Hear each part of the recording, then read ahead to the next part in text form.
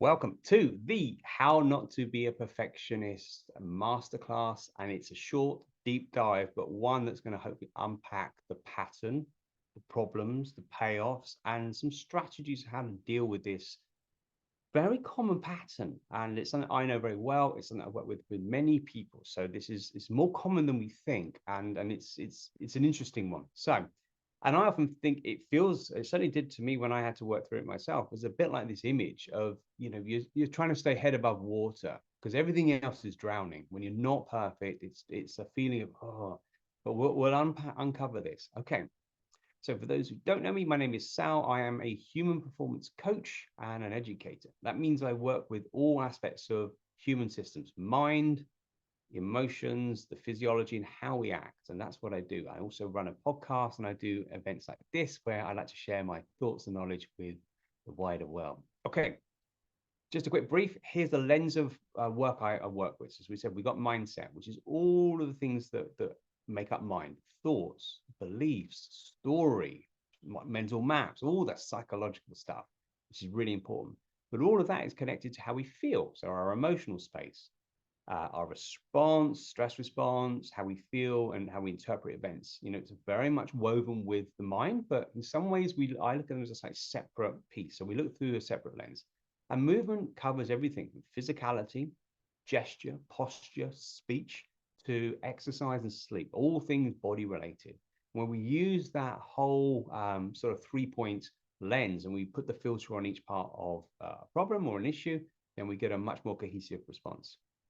And just a simple thing. So I often look at three spaces when I'm working with founders or leaders and individuals who want to change and up level their life. And there are three spaces. It's performance. It comes so much, doesn't it? We want to do well in our work and our life. And like, where areas are we performing? And where does perfectionism either hinder or help that? And of course, it's normally hinder. Purpose. Well, again, it can get in like a lack of fulfillment is a massive part of purpose.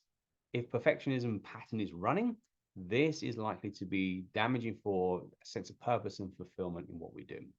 And peace of mind. Well, it's really hard to have peace of mind if the perfectionist pattern is too much and you're stressed, you've got people, you're running around and it's all that. It doesn't work. So we can see how perfectionism is a fundamental pattern that we need to resolve. Okay, what is it? That's a good question, right? We think we know, but let's get really clear. So I would describe it as a mental map or a mental model of how we hold everything together. So we got our beliefs, we got our identity, like who am I, who are you? So everything we believe, how we identify. But interestingly, this is underpinned by all the emotive side of things, everything we feel, like the physical experience of feelings, and meaning. So semantics. Now, this is really important because if we only work on one space, beliefs or identity, yeah, we don't get the underpinning. Or if we only work on the meaning but don't understand the identity. So these are like the constructed pieces, and we're going to go through them in this session. It is a learned pattern. It normally starts when we're young, when we are pre-7 generally, but up to 12. Our brain's in a learning state. We absorb messages from the world, parents, caregivers, whatever, and then we learn, adaptive or maladaptive, how to respond. Do I have to get it right because my dad or my mom needs that, wants that, whatever these messages are. And the interesting thing is we just don't get it as children because we're too young to understand. The pattern often gets set up at that stage. Not always, but often. And it's often connected to something deep that matters. Okay. Traits, a massive need for external validation. Someone needs to say, that's amazing, that's so great, we love what you're doing. And that's a classic trait to spot. Have everything work out as expected, so there's a need for control that comes into perfectionism, and that's a difficult and a dangerous pathway because there are so many things that are not in our control and they really need to be changed. Really high standards, like unachievable high standards, are a classic. So if you've got ridiculously high standards and that's where you're at, there's a strain. Little or no tolerance for mistakes. You know that one? I know it too, and I'm going to share a story on this one. So there's a classic trait. And behavior, it defines our identity. If I do this, I am that. Okay, so hold that thought. We're going to get into that. The consequences of perfection. This is where it gets, well, the shadow side, the dark side, avoiding taking action. because on some level there's a fear there, maybe not achieving something. So actually, we don't get stuff done that we could do. So that's a really important consequence. Constantly trying to prove yourself. You know, who do you need to prove yourself to? If you have the perfectionist pattern, it'll be someone outside of ourselves that we need to prove something at some level. And overworking to the point of burnout, this is a terrible strategy for life and for business. If you're on that pathway, this is bad news. So we want to really avoid this. It seems so obvious, doesn't it? But it's literally a non-negotiable. Okay. And then a very practical way, wasting time. I mean, how much time does it take? You keep checking the stuff and you're relooking at your designs or you're relooking at your contracts. It's exhausting. Waste of energy, waste of time. That's not efficient. That's not how one should run a life or business. Okay. Payoffs. So on some level, even if we got a maladaptive pattern, such as perfectionism, it's often a payoff. And the payoffs, and this is more of a subconscious payoff. So sometimes they're not obvious to spot. But what are the payoffs? Big one I see is avoiding criticism. So we'll make it so good that we can't get any criticism at all. But the problem is that also becomes an excuse to act. I can't do whatever. This is the subconscious belief because it might mean I'm going to get criticized. So this is the payoff, but also it's got a negative tinge. It becomes a defining characteristic of our identity. And, you know, it's so many people say, oh, I'm such a perfectionist. And it's almost said with a real sense of pride. And we need to be very careful here because if we start priding ourselves perfectionism, it's not a great outfit to wear. So there are better ones, which we'll get to. It does enable a high output. I've worked with many perfectionists who run their own businesses and their output level is ridiculous. So the standards are really up there, but the fulfillment's missing and they're being basically chased down the road by fear. But don't, make me a perfectionist and sometimes they're high functioning. It's really interesting to see. And it keeps others' expectations in check. And expectations from others is a real kind of oppressive thing, especially if there's a negative tinge or fear-based tinge to it. And it's often a strategy. I mentioned at the beginning that we learn it as a young person normally. It's a strategy to make sure that we're keeping other people happy. It's a false belief because, by the way, no one can make anyone have another feeling. You can take an action and you can do things which have an influence, but any feelings that we have happen within us, each individual at any one time. But again, it happens and it's often a payoff. Let's expose it, right? It's a fear-based construct and it keeps you stuck. I'm going to repeat that. So perfectionism is a mental model. It's got its basis in fear and fundamentally it will keep you stuck because imagine what could happen if you didn't have that pattern. And I would call it an inner oppressor.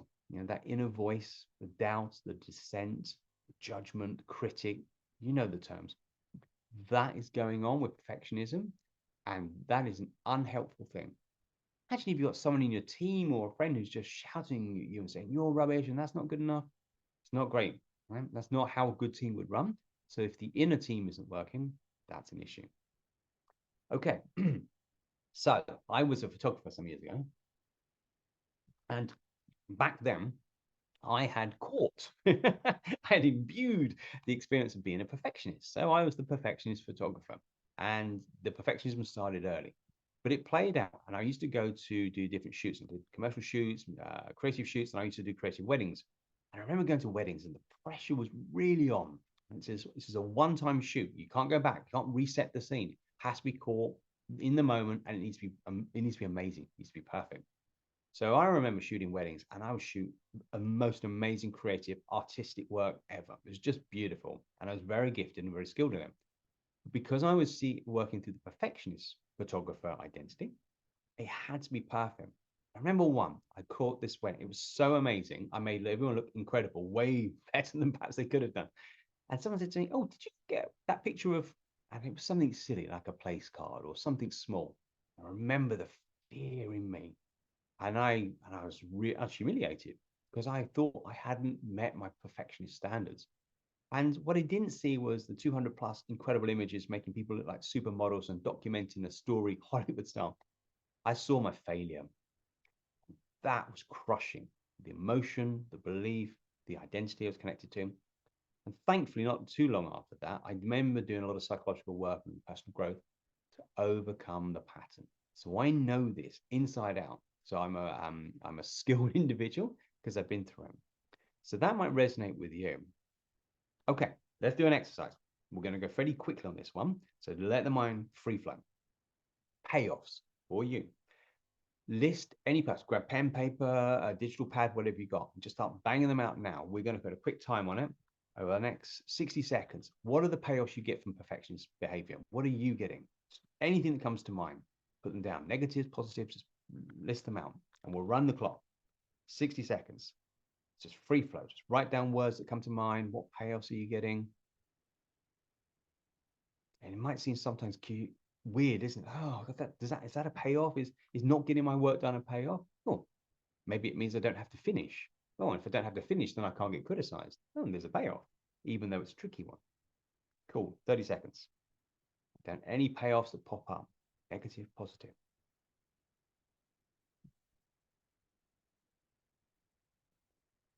Great. All right, let's pause that. Again, we're going to let the unconscious and the subconscious drop the answers in.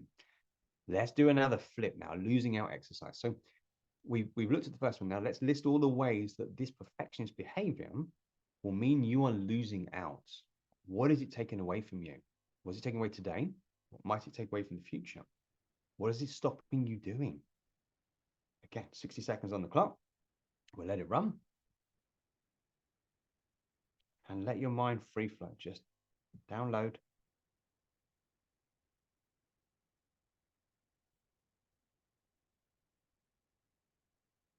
And you'll see there's risk and opportunity go together. And when you start to see all the things that it might be pulling up, start to see these patterns, these pieces, you can actually see just how expensive perfectionism is. Okay, cool. 30 seconds left. Again, just bang out thoughts, words. Just let your subconscious drop this out. No overthinking needed. Could be money, could be opportunities, could be business growth, could be a relationship. Perfectionism will normally hinder something. Great. All right, well done.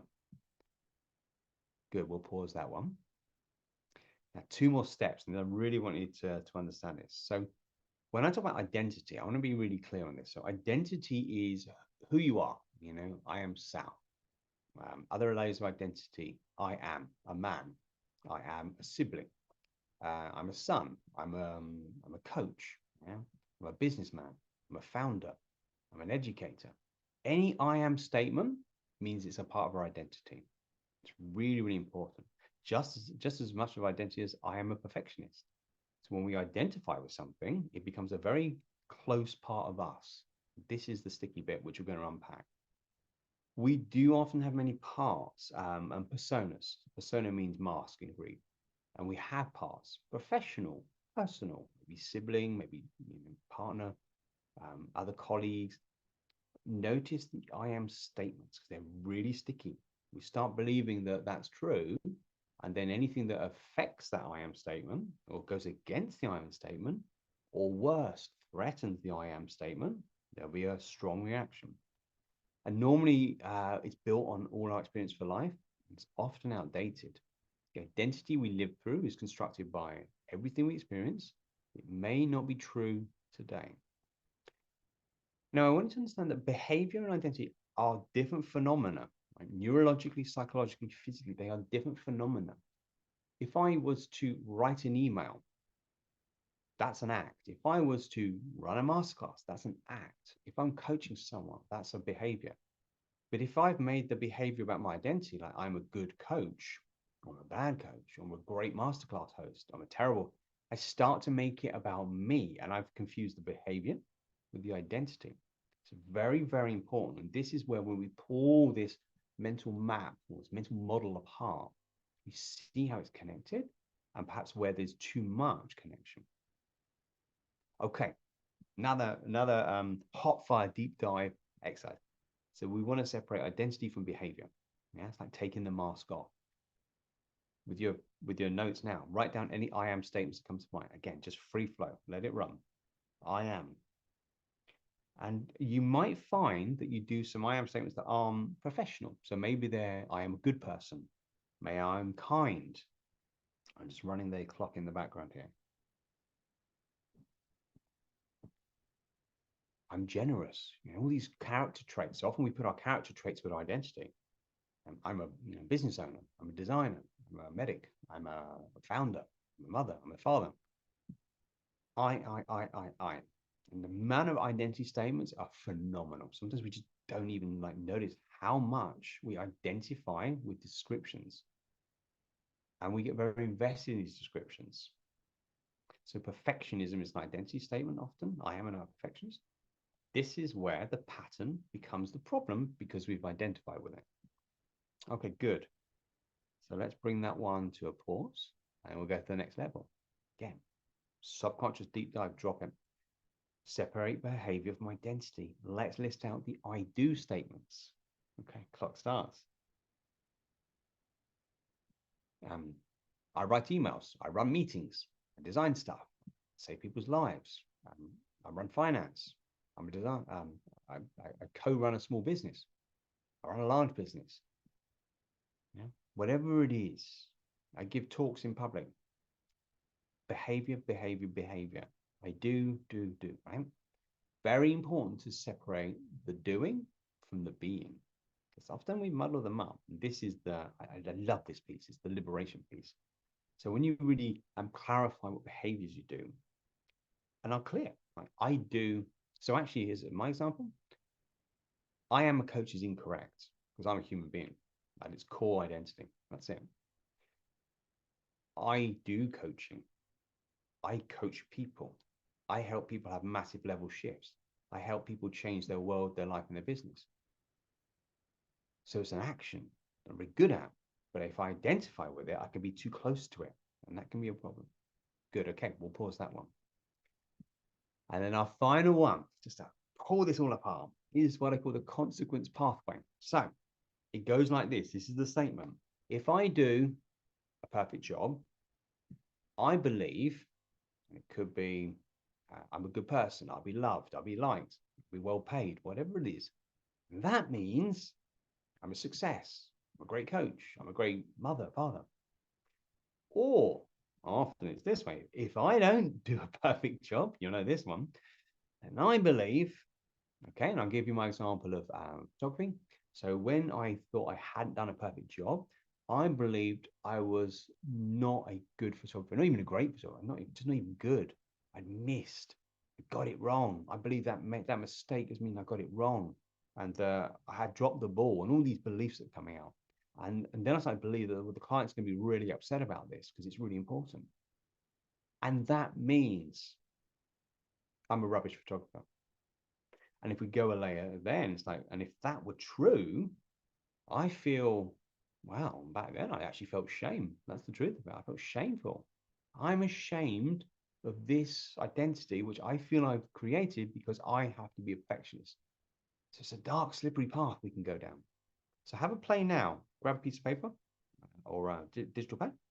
And if I do, we start with the perfect job, whatever your perfect job is, I believe, whatever the beliefs might pop up. That means, and then pause that. That's generally when it seems to only work well. Contrast it with if I don't do a perfect job, this is where the consequence lies. This is the dark stuff. This is the stuff which is underpinned by fear. And you start to believe, I won't get the contracts, I won't keep my job, people won't like me, people won't respect me, etc., etc. And that means, because the meaning, semantics, will underpin all of this, and they lead to a highly powerful emotion. So if it means you are no good as a human being, no good as a mom, a dad, whatever, that will feel, and you'll know. Okay. So the answer is from the Buddhist teachings, a lot of the Eastern teachings. Many of them talk about this, but Buddhism is one of the well-known, about detaching meaning and be unattached. And it's the meaning that holds it all together. As we've just alluded to that consequence pathway, it means, because if the meaning is dissolved or detached, so if you don't do a good job, but it doesn't mean anything other than I need to learn how to do that better next time so I can improve, and I'd like to improve. And suddenly, the negative meaning is no longer attached to identity. It doesn't mean anything about you. It's simply about behavior, and you can look for a better way to learn. And fear comes up when we feel threatened. Our identity is threatened, physically or psychologically. If we can take the meaning, make it a healthier one, or even detach that negative meaning, there'll be no fear. There'll literally be no fear because you are not a threat. Then you can change your behavior at will. You could charge more money, less money. You could put boundaries in place. All of it becomes accessible as behavior because it's unattached to any sensitivity in the identities. That is the power that's really in the trick of overcoming perfectionism. And I think that's, for me, is my when I learned this and I really embodied it, say, I've made it about me. It doesn't. I've had many identities. Many of those of you who know me, you'll know I've done many things in my life. I'm not identified to really any of them because I'm the human being that enacts these ways of being, all the different roles, and they're great. But actually, if they're too permanent, there's a problem. If they're allowed to be unattached, there is freedom. That is release from the pattern. So, scrub perfect or perfectionism. And this is my mantra, choose your own, but I would say seek excellence. Excellence for me is 90%. There's a 10% margin. Everything I do is outstanding, as best as I can give it. But I'm human, right? Things don't always work out. Sometimes people's expectations don't quite fit with my ability. Okay, and there's a little bit of a gap there. Excellence is always on the table at my standards, and it's always what I'm striving to do, and I feel very good about that. And that's really how I do an amazing job. But I'm human, and things happen. There's tolerances that happen outside of our control. And that's the next stage of embracing learning. Everything that doesn't work, there is material to learn and improve as a business person, as a human, in any context. If you are able to learn from it, you will never stop growing and improving. Perfectionists are stuck. And what happens over time, anything that's too stuck, rigid, you don't go anywhere. So I hope that has given you some clarity. Here is some contact details if you want to reach me. So I hope you are able to put those practices into place and let go of being a perfectionist.